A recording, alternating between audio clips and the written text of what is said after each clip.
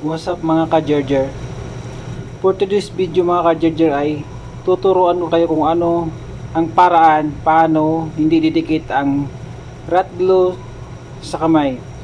Ito mga ka-Gerger, itong rat glue ay ginagamit panghuli ng daga. Kahit bubit o malaking daga ay kaya niyang hulihin ito. Ito rin mga ka-Gerger ang ginagamit namin para pagpuksa sa mga daga mga ka-Gerger. Ito naman ka-Gerger ay mabibili natin sa mga hardware, like is hardware, basta mga hardware mga ka-Gerger, pwede din itong bilhin. Doon nyo ito mabibili. Bago natin umpisan ang ating video mga ka-Gerger, ay huwag nyo kalimutang mag-subscribe sa ating YouTube channel na Gerson08 TV at pindutin nyo rin ang bell button para updated kayo sa ating mga susunod mga video mga ka-Gerger. Ito mga ka-Gerger, malaking tulong to para masupo natin yung mga bubit sa ating tahanan o sa ating bahay. Dahil ang mga bubit talaga mga ka-Gerger, kahit saan dyan sila, minsan sinasira ang ating mga damit. Kaya ngayon mga ka-Gerger, tuturuan ko kung paano o ano ang paraan para hindi didikit sa kamay ang rat glue. Ngayon mga ka-Gerger ay bubuksan na natin yung rat glue. Ganito siya mga ka-Gerger yung itsura niya mga ka-Gerger. Ayan. Dilaw siya mga ka-Gerger yung itsura ng rat glue. Ito yung ginagamit na yung pandikit o panghuli ng mga daga o bubit dito sa aming trabaho mga ka-Gerger. Ito mabisa ito mga ka-Gerger at madali lang makahuli. Saka dito tipid kung ganito ang bibilihin nyo mga ka-Gerger kaysa bibili kayo ng pandikit sa mga tindahan. Ito mga ka-Gerger ay saglit lang naman ito gagawin mga ka-Gerger, tuturuan ko kayo. Kuha muna tayo mga ka-Gerger ng soap or dishwashing soap, pwede na mga ka-Gerger, o sabon pwede na mga ka-Gerger para hindi ko didikit sa ating kamay yung rat glue. Ngayon mga ka-Gerger ay kumuha tayo ng dishwashing liquid ito mga ka-Gerger.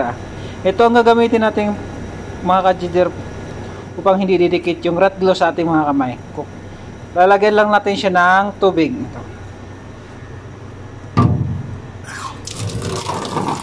Ayan mga ka-Gerger, lagyan natin siya ng tubig.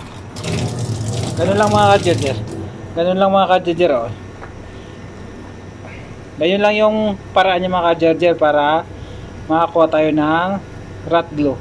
Kailangan kasi siya mga ka-Gerger ng dishwashing soap o kahit anong sabon mga ka-Gerger para ano ng kamay nyo, para hindi siya didikit sa kamay nyo. Ganito mga ka-Gerger, kukuha tayo ng rat glue. Yan.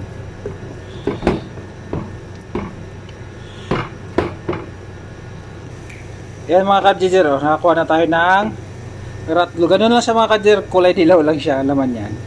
Kaya mga ka-Gerger, oh. Ngayon mga ka-Gerger, ituro ko sa inyo paano siya idikit sa karton. Di ba mga ka-Gerger, hindi siya dumidikit sa kamay dahil sa dishwashing na ginagamit natin. Kahit anong soap mga ka-Gerger, pwede nyo siyang gamitin para hindi siya didikit sa kamay mga ka-Gerger. Ito mga ka-Gerger, maganda to siya sa panghuli ng daga. Lalo mga ka-Gerger sa mga bubwit sa bahay nyo or sa mga trabaho nyo. Ito talaga mga ka-Gerger, binibili nila na panghuli na rat glue. Rat glue to mga ka-Gerger, pwede rin to kung gusto nyo panghuli sa ibon. Pwede rin to mga ka-Gerger, gagamitin nyo panghuli sa ibon. Ayan mga ka-Gerger, kulay dilaw lang siya. Ayan o. Ngayon mga ka-Gerger, try natin siya i-ano siya sa karton. Didikit pa rin to mga ka-Gerger sa karton kahit may sabon na siya. Kasi yung karton tuyo. Kamay kasi natin mga ka-Gerger, kaya nilagyan natin siya ng mga ka-Gerger, ng dishwashing liquid para hindi siya talaga siya didikit, di ba? Hindi siya dumidikit. Ngayon mga ka-Gerger, idikit natin siya sa karton. Kumuha tayo mga ka-Gerger ng karton ay ganito. Tapos idikit lang natin siya ng ganito mga ka-Gerger. Ganyan na lang mga ka-Gerger. Tapos ayan.